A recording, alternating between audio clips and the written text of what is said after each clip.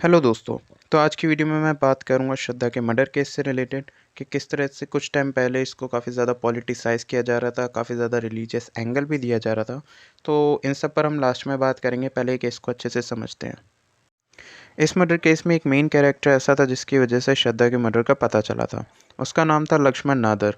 जब श्रद्धा अपने परिवार को छोड़कर आफ्ताब के साथ लिव इन रिलेशनशिप में रहने लगी थी, तब वो अपनी इसी दोस्त लक्ष्मण नादर के साथ बात करती थी और साथ ही साथ श्रद्धा की माँ भी अपनी बेटी के साथ कांटेक्ट में थी। पर जब 2020 में श्रद्धा की माँ की मौत हो गई, तो उनके परिवार में केवल लक्ष्मण से ही उनका कांटेक्ट रहा। पर जब श्रद्धा दिल्ली पहुंच गई, तब लक्ष्मण से भी उनका कांटेक्ट टूट गया। बट उनके डैड उनको हमेशा इंस्टाग्राम पर ट्रैक करते रहते थे। और कुछ दिनों बाद पुलिस ने बताया कि उनकी बेटी दिल्ली के छतरपुर में अपने बॉयफ्रेंड आफ्ताब के साथ रह रही थी। और फिर लक्ष्मण ने 14 सितंबर को उनके भाई श्रीजय वॉकर से कांटेक्ट किया और उनको बताया कि उनकी बहन श्रद्धा का कॉल 2 महीने से स्विच ऑफ जा रहा है। और श्रद्धा के पिताजी ने मणिकपुर महाराष्ट्र में मिसिंग पर्सन्स कंप्लेंट फाइल कराई।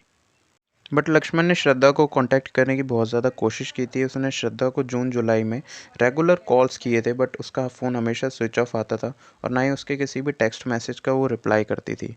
बात है लगभग अगस्त से मुझे ऐसा चिंता होने लग गई कि ये अभी लास्ट 2 महीने पहले उसने कांटेक्ट किया था। उसके बाद अगस्त का महीना हो गया, अभी तक उसके साइड से कोई रिप्लाई आया नहीं, मेरे किसी भी टेक्स्ट का रिप्लाई आया नहीं, फोन स्विच ऑफ आ रहा था। So that is when it became a point of concern for me कि I should actually start reaching out to people and ask whether. So मुझे दूसरों को मेरे फ्रेंड सर्कल में कॉमन फ्रेंड्स है उनको मैंने पूछना चालू किया। एंड देन लेटर ऑन मैंने फिर किसी से भी कोई मुझे अपडेट नहीं मिला, तो फाइनली मैंने उनके ब्रदर को बता दिया कि ऐसा है। लास्ट मेरा उनसे जुलाई में बात हुआ था, उसके बाद से आज तक मेरा उनके साथ कोई कांटेक्ट नहीं हो पा रहा है। So it's better that we reach out to cops and check seek for their help कि। और जब श्रद्धा के पिता विकास वॉकर 8 नवंबर को उसके फ्लैट पर पहुंचे, तो वहां पर उन्होंने लॉक लगा देखा। और फिर उन्होंने दिल्ली के महरौली में श्रद्धा की किडनैपिंग की रिपोर्ट लिखवाई। और उन्होंने बताया कि श्रद्धा की मां की डेथ के 1 महीने बाद वो घर आई थी और उसने बताया कि आफ्ताब उसको बहुत ज़्यादा पीटता है। तो उन्होंने आफ्ताब को छोड़ने की सलाह दी। पर वो नेक्स्ट डे आकर माफ़ी मांगकर श्रद्धा को अपने साथ वापस ले गया। उन्होंने रिपोर्ट में बताया कि आफ्ताब श्रद्धा को बहुत ज़्यादा पीटता था और फिर उनका रिलेशनशिप भी ठीक नहीं चल रहा था। ये सब उसके दोस्त लक्ष्मण और शिवानी ने बताया। और उनकी बेटी के गायब होने के पीछे कहीं ना कहीं आफ्ताब का ही हाथ था। और जब पुलिस ने आफ्ताब को ट्रैक करके पकड़ लिया और उससे इंटेरोगेशन की गई, तो उसने बताया कि उसका झगड़ा हो गया था और श्रद्धा घर छोड़कर चली गई। बट डीसीपी अंकित चौहान ने बताया कि जब हमने उससे स्ट्रिक्टली इंटेरोगेशन की, तो आफ्ताब ने बताया कि श्रद्धा उस पर शादी करने का प्रेशर बनाती थी। वो शादी नहीं करना चाहता था और इसी बात पर उनकी रोज़ लड़ाइयाँ होती थी। और 18 मई को आफ्ताब ने श्रद्धा की हत्या कर दी।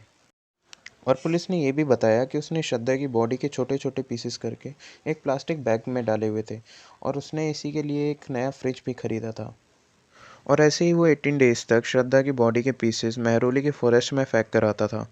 और वो उस कॉप्स के स्टेंच को हाइड करने के लिए अपने घर में परफ्यूम स्प्रे करता था ताकि उसके आसपास के नेबर्स को शक ना हो। और फिर पुलिस आफ्ताब को लेकर महरौली के फॉरेस्ट में पहुंची और उन्होंने श्रद्धा की बॉडी के पीसेस को फाउंड किया।